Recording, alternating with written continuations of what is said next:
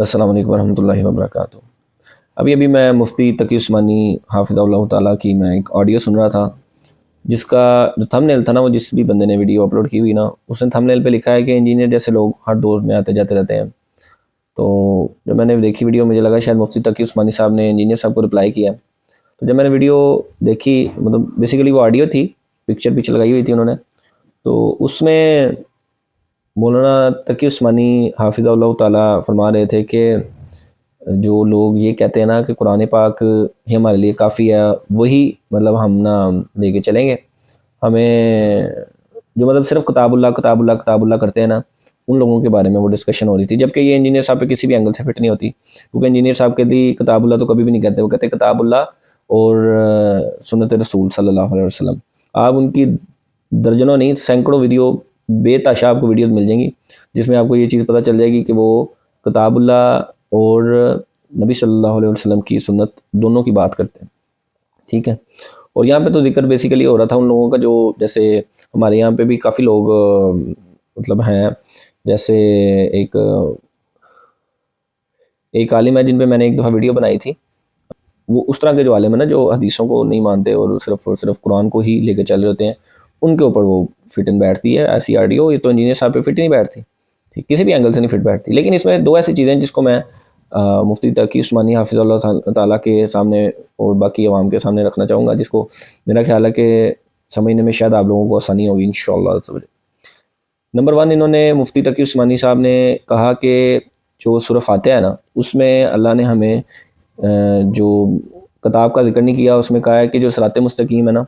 جو لوگ جن پہ اللہ کا انعام ہوا ہے نا، ان لوگوں کو دیکھ کے چلنا ہے، ان کے طریقے پہ عمل کرنا ہے، ٹھیک ہے۔ تو مفتی تقی عثمانی حافظ اللہ تعالیٰ سے سب سے پہلا میرا یہ سوال ہے کہ آپ یہ بتائیں کہ جو لوگ تھے جن کا ذکر ہوا قرآن میں، وہ لوگ کون تھے؟ تو قرآن کے نزول ہونے کے بعد آنے والے لوگوں میں کوئی ہوگا جس کا اللہ نے ایڈوانس میں ذکر کیا تھا، یا وہ جو اس ٹائم پہ موجود تھے اہل بیت صحابہ کرام، ٹھیک ہے، نبی علیہ السلام یا باقی پیغمبر، تو ان کا ذکر کیا گیا تھا، یا وہ بعد میں آنے والوں کا ذکر کیا گیا، ٹھیک ہے۔ چلو اگر ہم یہ بھی مانیں کہ وہ بعد میں آنے والوں کا ذکر بھی تھا بیچ میں، اور ان کا بھی ذکر تھا، سب جو بھی نیک انسان ہے اس کا ذکر ہو رہا ہے، تو جو صحابہ کرام تھے جن کی گارنٹیاں نبی صلی اللہ علیہ وسلم نے دی تھی، ان کا تو ہم مطلب مان سکتے ہیں بات کہ وہ بالکل اتھینٹک ہے کہ بھئی نبی صلی اللہ علیہ وسلم نے ان صحابہ کو جنتی ہونے کا کہا تھا، جنتی ہونے کی بشارت دی تھی۔ یا باقی اصحاب کی اگر ہم زندگی دیکھتے ہیں، جو کہ ماشاءاللہ ظاہر ہے، ہم جانتے ہیں ان کی کتنی قربانی ہے، تو ان کی تو بات سمجھ میں آ سکتی ہے۔ نبی صلی اللہ علیہ وسلم کی وفات کے بعد آپ یہ بتائیں کہ ہم کیسے اس پیرامیٹر کو ڈرا کریں گے، کیسے کسی بندے کو ہم جج کریں گے کہ یہ بندہ جو سا ہے نا، یہ اللہ کا نیک بندہ ہے، ٹھیک ہے، یہ اللہ کا ولی ہے، اس کے راستے پہ میں نے چلنا ہے، اس کے ساتھ مطلب اس کی پیروی کرنی ہے۔ کیسے؟ اس کی تعلیمات سے، ٹھیک ہے۔ اس کی تعلیمات ڈائریکٹ کہاں پہ جا کے لگتی ہوں گی؟ قرآن و سنت کے ساتھ۔ اگر وہ قرآن و سنت والی تعلیمات دے گا تو ہی ہم اس کو اس چیز پہ کھڑا کریں گے نا کہ یار یہ بندہ، ہاں بھی یہ بندہ نیک ہے، قرآن و سنت کے اوپر عمل کر رہا ہے، ٹھیک ہے۔ اگر ہم مثال لے لیں امام ابو حنیفہ رحمہ اللہ کی، ٹھیک ہے، تو اگر ہم ان کے بارے میں ان کو لے کے آتے ہیں، ایک پرسنالٹی رول ماڈل کو کھڑا کرتے ہیں، اب ان کے نظریات، ان کے جو معاملات ہیں، اگر ہم ان کو دیکھتے ہوئے یہ کہیں کہ ہم نے ان کی پیروی کرنی ہے، ان کے پیچھے چلنا ہے، تو مفتی صاحب مجھے یہ بتائیں کہ جو ان کے قرآن و سنت کے ساتھ ٹکرا رہی ہیں باتیں، ٹھیک ہے، جیسے وہ ایک دودھ پلانے والا مثال لے لیں، جس میں وہ کہتے تھے 2.5 سال ہے، جبکہ قرآن میں آتا ہے 2 سال تک، ایک بچے کو دودھ پلانے کی جو اس کی رضاعت کا جو کہہ لو کہ ایج ہے، وہ 2 سال تک کی ہے، جبکہ امام ابو حنیفہ کہتے تھے 2.5 سال ہے۔ رفع الدین کا مسئلہ لے لیں، اور اس کے علاوہ جو مصنف ابن ابی شیبہ ہے، اس کے اندر پورا ایک چیپٹر ہے جس میں امام ابو حنیفہ رحمہ اللہ کا رد کیا گیا ہے، جو قرآن و حدیث کے تھوڑا سا اپوزٹ ان کی باتیں تھیں، ٹھیک ہے۔ تو جب ہم اس کو ہم اسٹڈی کریں گے تو ہم یہ نہیں کہتے نعوذ باللہ کہ وہ نیک نہیں تھے یا کوئی معاملہ، ہم کہتے ہیں کہ اگر ان میں اللہ کے بندے ہیں نا، وہ دیکھیں نا، ایک بندہ ہے، انسان ہے، ٹھیک ہے، نبی صلی اللہ علیہ وسلم کی مبارک ہستی، مبارک ذات کے علاوہ دنیا میں کوئی بھی ایسی ہستی ہے جس سے غلطی ہو سکتی ہے، ٹھیک ہے، انسان کی حیثیت سے۔ تو آپ مجھے یہ بتائیں کہ اگر امام ابو حنیفہ سے اگر کوئی ہوگی مسٹیک ہوگی، ٹھیک ہے، تو اب ہم اس معاملے میں امام ابو حنیفہ کی پیروی کریں گے یا قرآن و سنت کو دیکھیں گے، ٹھیک ہے، اس چیز کو آپ نے ہمیں بتانا ہے، ٹھیک ہے۔ اب آگی بات ڈائریکٹ جو سورہ فاتحہ میں جس طرح کے آپ نے ذکر کیا ہے، سورہ فاتحہ والی بات کی ہے، سورہ فاتحہ میں جن نیک لوگوں کا ذکر آیا، اگر ہم انہی لوگوں کی پیروی کر لیں جو کہ ہمیں پتہ ہے اتھینٹک بندے ہیں، جن کی نبی صلی اللہ علیہ وسلم نے موڑ لگا دی ہے کہ یہ بندے نیکوکار ہیں، جنتی ہیں، ان لوگوں کی اگر ہم پیروی کریں، قرآن و حدیث کی جو ہم تک پہنچی ہے صحیح سند کے ساتھ، صحیح حدیثیں پہنچی ہیں، صحیح اقوال پہنچے ہیں، اگر ہم ان کی پیروی کرتے ہیں تو ہم گمراہ کیسے ہیں؟ ہمیں یہ چیز ہمیں بتانی ہے آپ نے، ہم گمراہ کیسے ہیں؟ ٹھیک ہے، کہ آپ کے یہ جو شاگرد جس نے بھی یہ ویڈیو لگائی ہے وہ کہتا ہے، انہوں نے کہا یہ انجینئر کے اوپر مطلب وہ فٹ کرنے کی کوشش کی ہے. ٹھیک ہے، ایک بندہ قرآن کو حدیثوں کی روشنی میں اخذ کر رہا ہے، جو حدیثوں میں ذکر آ رہا ہے اس حساب سے وہ اس آیت کی تشریح کر رہا ہے، یا قرآن کے اندر سے قرآن کی تشریح کر رہے ہیں، جو قرآن کے اندر سے قرآن کی تشریح کر رہے ہیں اس حساب سے وہ لے کے چل رہے ہیں. تو آپ یہ بتائیے گا کہ یہ غلط کیسے ہو سکتا ہے؟ یہ ان کے اپنے مائنڈ کی باتیں کیسے ہو سکتی ہیں؟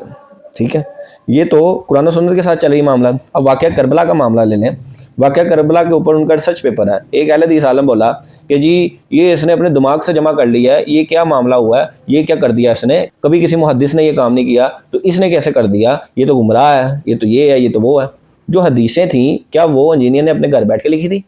کاپی پینسل کے اوپر؟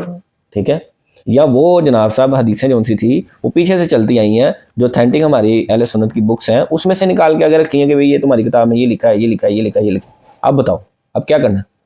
ٹھیک ہے، میں نے 10 کتابوں میں جو الگ الگ راویوں کی احادیث تھی اس کو جمع کر کے ایک جگہ پہ اکٹھا کر دیا. مجھے بتائیں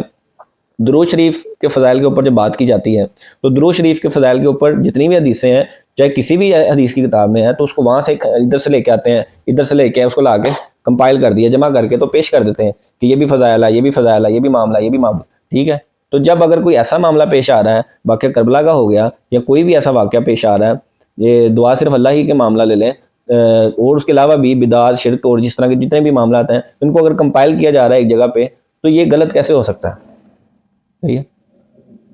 مطلب آپ کہتے ہیں کہ جو بندہ قرآن صرف بات کرتا ہے وہ گمراہ ہے. ٹھیک ہے، ہم بھی کہتے ہیں، ہم یہ کہتے ہیں کہ جو بندہ قرآن کو اپنی کوشش سے سارا کچھ کرے گا نا، صرف قرآن کو لے کے چلے تو اس کو ہم گمراہ ہی مانیں گے. ٹھیک ہے، ہم بھی یہی بات کہیں گے. کیوں؟ کیونکہ وہ حدیث کی روشنی میں جو قرآن کی صحیح تفسیر، صحیح اس کا جو معاملہ اخذ ہوگا وہ نہیں نکالے گا اس طریقے سے، اس کو اس طریقے سے نہیں سمجھ پائے گا جیسے نبی صلی اللہ علیہ وسلم نے سمجھایا یا صحابہ کرام نے اس کو سمجھایا، تو تب تک تو وہ معاملہ کلیئر ہی نہیں ہوگا. کئی ایسے معاملات ہیں، کئی مسئلے موجود ہیں ہمارے پاس. ٹھیک ہے، صحابہ کرام کو یہ چیز اس طریقے سے سمجھ آئی تھی تو بعد میں حضرت عائشہ صدیقہ نے اس کی مخالفت کی ہے کہ یہ اس طریقے سے نہیں تھی، یہ تو اس طریقے سے تھی. ٹھیک ہے، تو ان کو بھی اس چیز میں تھوڑا سا مطلب مس ہینڈلنگ ہوئی ہے. ٹھیک ہے، تو اسی طریقے سے آپ اللہ کے بندو جب اعتراض کرتے ہو تو کسی ایک اچھی سی کوئی دلیل کے ساتھ بات کریں. آپ نے قرآن میں سے قرآن کی آیت پیش کی ہے، آپ نے یہ کہا ہے قرآن میں جو ہے نا اللہ کے نیک بندوں کا ذکر ہے. ٹھیک ہے، اب حدیث مبارکہ میں نبی صلی اللہ علیہ وسلم نے جگہ جگہ اللہ کی رسی کو مضبوطی سے پکڑنے کا حکم دیا. کتاب اللہ، کتاب اللہ، کتاب اللہ، کتاب اللہ، کتاب اللہ، اللہ کی کتاب کے اوپر اتنا زور دیا. ٹھیک ہے،